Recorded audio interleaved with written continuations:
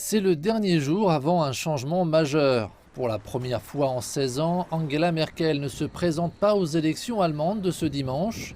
Une campagne controversée pour la remplacer touche maintenant à sa fin, alors que les partis politiques allemands espèrent que leurs idées pourront influencer les électeurs indécis qui n'ont connu que la chancelière Merkel.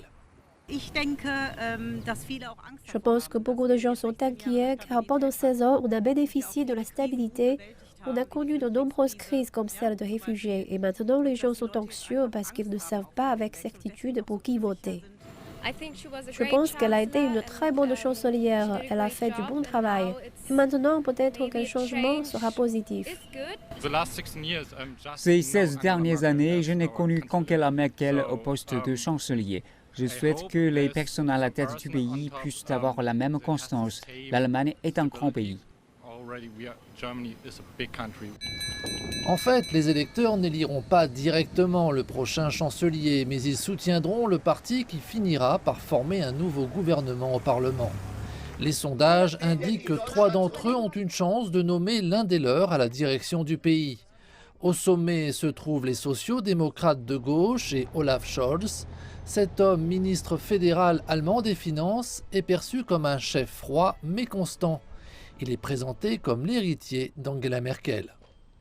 Ce titre fait toutefois débat. En effet, la chancelière a publiquement fait campagne avec son propre parti, les démocrates chrétiens. Le candidat possible n'est autre que le ministre-président de Rhénanie du Nord-Westphalie et chef du parti, Armin Laschet.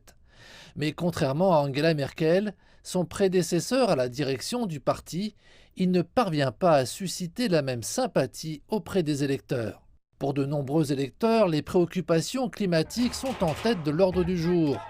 Et cela a poussé le parti politique baptisé l'Alliance 90 Les Verts dans les rangs. Pour la première fois de son histoire, sa direction a nommé une candidate à la chancellerie, la coprésidente du parti, Annalena Baerbock. Tout laisse à penser qu'Olaf Scholz sera à la tête du prochain gouvernement allemand. Le dernier sondage effectué vendredi l'annonce en tête devant Armin Laschet et la CDU.